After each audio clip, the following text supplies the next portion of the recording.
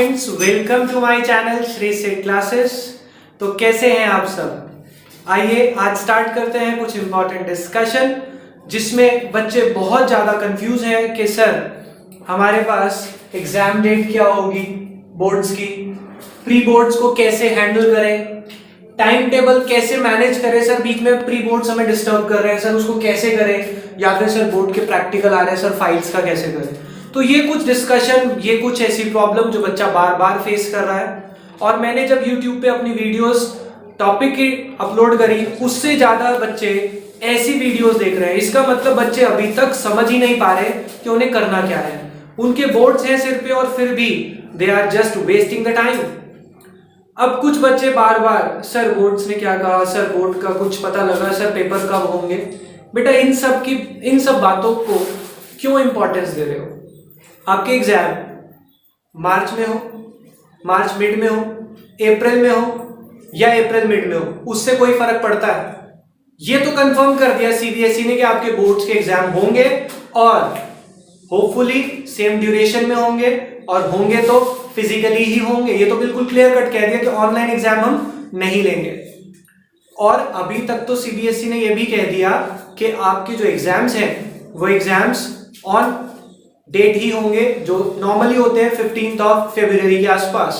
Start होते हैं 15 फरवरी में, जिसमें लैंग्वेजेस के आपके एग्जाम होंगे पहले, और उसके बाद आपके शुरू होते हैं मेन बोर्ड एग्जामिनेशन। तो अगर हम कॉमर्स या साइंस स्ट्रीम या आर्ट्स की बात करें तो उनका जो पहला एग्जाम है वो फरवरी एंड या मार्च फर्स्ट वीक में ही होने वाला है। सीबीएसई ने खुद कहा कि अगर कुछ ऑन द स्पॉट चेंजेस करने पड़े तो हम चेंज करेंगे, otherwise our plan will be the same. तो अभी तक कोई चेंज नहीं है। तो बच्चे क्या कह रहे हैं, सर शायद लेट हो जाए, सर कैंसिल हो जाने चाहिए, सर पोस्टपोन। बेटा आपके हिसाब से नहीं चलेगा। पहले आप लोग ये सोचते थे कि आपको एग्जाम देना है और आपका कंपटीशन किसके साथ है? स्कूल के 60 स्टूडेंट्स के साथ, जो आपके क्लास के होंगे 50, 60, 100। अब आप बोर्ड्स में अपेयर कर रहे हैं, और board means you have to appear for with 12 lakh students all over India. More than 12 lakh students exam देंगे और आप उनको रिप्रेजेंट कर रहे हैं, आप उनमें से एक बनने वाले हैं। क्या आपकी उस तरह की प्रैक्टिस चल रही है? क्या उस तरह की मेहनत है? आप खुद से पूछे, मेरे को जवाब देने की जरूरत नहीं है। क्या उतनी मेहनत हो रही है? क्या आप पूरे इंडिया को रिप्रेजेंट करने वाले हैं? नहीं हो रही। तो बेटा यही तो प्रॉब्लम है। इसको कैसे हैंडल करना है, वही हमारा सेकंड क्वेश्चन है। सर टाइम टेबल नहीं मैनेज हो रहा। बेटा टाइम टेबल तो तब मैनेज होगा ना जब आप किसी काम को प्लान्ड मैनर में करेंगे। सबसे बड़ी प्रॉब्लम ही यही आ रही है, बच्चे प्री प्लान्ड है ही नहीं, दे आर अनप्लान्ड। वो काम कर रहे हैं, कैसे कर रहे हैं? सर सुबह पढ़ लिया थोड़ी देर, फिर कोचिंग चले गए, फिर शाम को पढ़ लिया तो ठीक है, नहीं पढ़ा तो भी ठीक है। This is not the way to study. बेटा अगर कुछ अचीव करना है जिंदगी में तो आपको पता है कि आपको कुछ काम अलग करना पड़ेगा, तभी लोग आपको अलग पेमेंट देंगे या अलग रेपुटेशन देंगे। कुछ अलग नहीं करोगे तो नॉर्मल सबकी तरह रहोगे और नॉर्मल लाइफ जियोगे। अगर हट के लाइफ जीनी है तो हट के मेहनत भी करो और हट के पैसा भी कमाओ। अगर वो जिद नहीं रखोगे पढ़ाई को लेके तो जिंदगी में कुछ नहीं कर पाओगे। अब बच्चे कहते हैं सर बीच में प्री बोर्ड्स आ गए। बेटा आप सब जानते हैं कि प्री बोर्ड्स सबके ही हैं। किसको एक्सक्यूज दे रहे हो? खुद को। प्री बोर्ड्स देने चाहिए। मैं ये मानता हूं कि कोई भी प्री बोर्ड छोड़ना नहीं चाहिए। आपको पता लगता है पेपर पैटर्न कैसा होगा, क्वेश्चंस कैसे आ सकते हैं, पर प्री बोर्ड के लिए अपनी स्टडीज को डिस्टर्ब ना करें। तो सर कैसे मैनेज करें उसे? देखो बेटा, आपने अभी तक जितने चैप्टर अच्छे से किए हैं उनको बहुत अच्छे से प्रिपेयर करके जाओ और कोशिश करो कि उन चैप्टर्स में कोई मिस्टेक ना हो। कि जितने चैप्टर किए उसमें मिस्टेक हो रही है, इसका मतलब वो भी गलत करके जा रहे हो ना। 10 चैप्टर आ रहे हैं, 12 आ रहे हैं, उसमें से 3 कर लो, 4 कर लो, जितने आपसे हो रहे हैं, पर वो ऐसे करो कि वो अब दोबारा ना भी पढ़े तो भी काम चल जाए बोर्ड्स में। आप क्या कर रहे हैं? थोड़ा थोड़ा सब में से पढ़ रहे हैं, इससे तो कोई फायदा नहीं है। ऊपर से अपनी रेगुलर स्टडीज को भी इफेक्ट कर रहे हैं। बेटा दिन को मैनेज करो। आप एक टाइम टेबल, एक शेड्यूल बनाओ। अब बच्चे कहते हैं सर हमारा टाइम टेबल आप बनवा दो। बेटा मैं बनवा दूंगा, मुझे कोई प्रॉब्लम नहीं है। आपके पास मेरा नंबर भी है, आप मैसेज कर सकते हैं, आप कॉल कर सकते हैं, आप मेरे से मिल भी सकते हैं। टाइम टेबल मैं बनवा दूंगा, पर हर बच्चे का जो इस दिन का शेड्यूल होता है वो अलग होता है। कुछ बच्चे जल्दी उठते हैं, कुछ बच्चे रात को लेट तक पढ़ सकते हैं। हर एक का शेड्यूल उसके हिसाब से बनता है। आपको अपने शेड्यूल को अपने हिसाब से एडजस्ट करना है। अगर आप ऐसे बच्चे हैं जो सुबह जल्दी उठ जाते हैं और रूटीन में उठते हैं, देखो बेटा आज की डेट में सर्दियों में जल्दी उठने का मतलब है 6 बजे, 6:30 बजे, 4 बजे तो कोई उठने नहीं वाला, ठीक है। अब 6 बजे आप उठ रहे हैं, उसके बाद आप क्या करते हैं, 1-1.5 घंटा तो नहा के रेडी होके जो आपने जिन भगवान को याद करना है उनको याद करके फिर पढ़ने बैठते हैं। क्यों टाइम वेस्ट कर रहे हो? उठे हो, आपका दिमाग बहुत एक्टिव है इस टाइम, फटाफट से फ्रेश हो, अगर आपको चाय या कॉफी या दूध जो पीना है वो पिए और पढ़ने बैठ जाए। सुबह की जो आपकी स्टडी होगी, माइंड अभी उठा है, बहुत ज्यादा फ्रेश है माइंड और बहुत ज्यादा कैपेसिटी जनरेट कर सकता है पढ़ने की, तो आप तब 3 से 4 घंटे आराम से पढ़ सकते हैं। उस टाइम कोई और डिस्टर्ब भी नहीं करेगा आपको।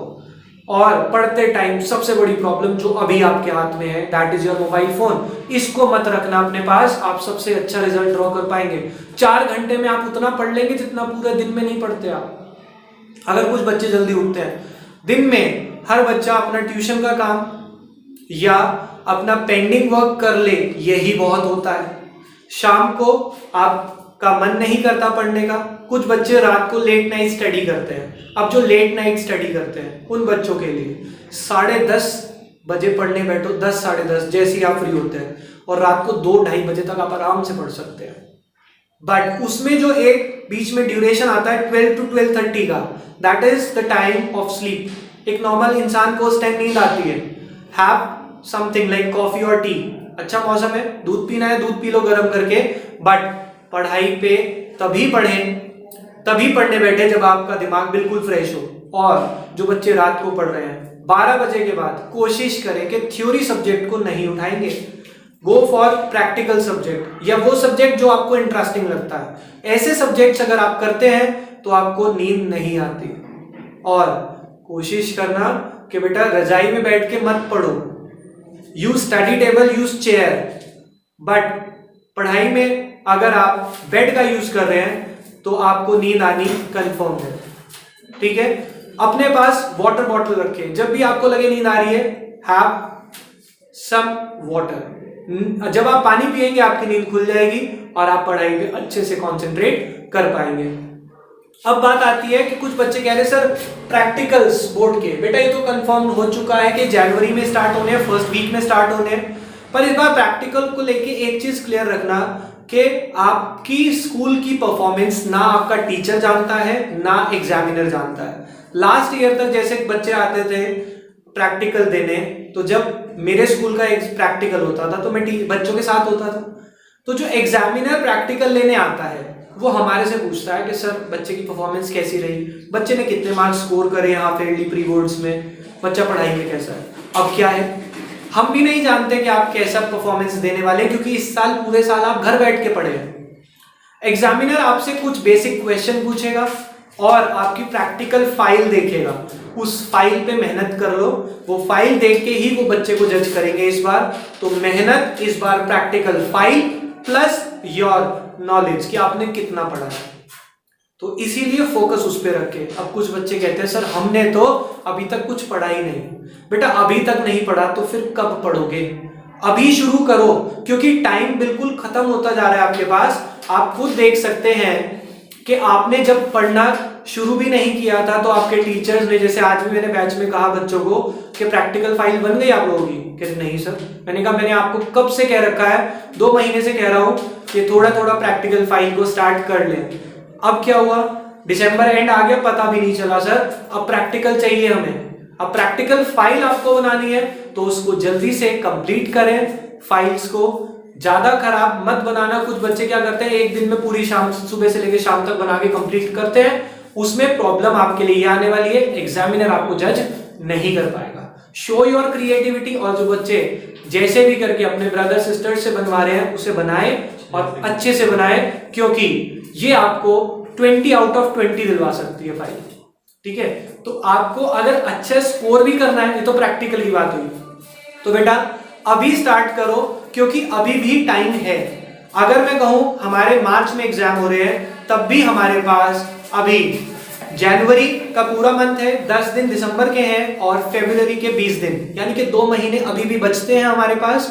You can do, provided start तो करो, बच्चों को प्रॉब्लम क्या आ रही है, वो स्टार्ट ही नहीं कर रहे। अब स्टार्ट ना करने से प्रॉब्लम ये आती है कि सर कल से शुरू करेंगे, सर परसों से शुरू करेंगे। अब ऐसी वेट अगर आप करते रहते हैं तो क्या होगा, टाइम बिल्कुल निकल जाएगा और आपको पता भी नहीं चलेगा कि हमारा टाइम खत्म हो गया। जैसे प्रैक्टिकल्स का नहीं पता चला, ऐसे बोर्ड्स आ जाएंगे और आपको पता नहीं चलेगा। Give your practicals best and pre boards कोई भी बच्चा कोशिश करो छोड़ो मत, जितना आ रहा है उतना अच्छे से करो, एटलीस्ट कुछ तो प्रिपेयर होगा। और अपने अंदर कॉन्फिडेंस रखो और अब शुरू कर लो, क्योंकि इसके बाद भी जब मैं आपको ये कहूंगा ना बेटा हो सकता है, तो हो तो तब भी सकेगा, बट वो 50-60% वाली वेटेज का होगा। अब अगर 90 प्लस जाना है तो this is the last time, go for it, शुरू जरूर करो, ठीक है। बाकी अगर आपको मस्ती करनी है, मस्ती भी होगी पर पढ़ाई के साथ, इसलिए बोल रहा हूं टाइम को मैनेज करो। You have 24 hours. अगर एक छोटा सा प्लान आउट हम सोचें, 24 आवर्स में से हर बच्चा आज की डेट में 8 घंटे सो रहा है, सर्दियां हैं, कोई बात नहीं। देखो बेटा मैनेज अगर करने की बात है, यू हैव 24 आवर्स। 24 आवर्स में से you sleep for 8 hours, you have still how many hours, 16 hours. 16 hours में से आप breakfast, lunch, dinner 2 hours, okay, इसमें से 2 आवर्स सब्ट्रैक्ट करें, यू हैव 14 आवर्स।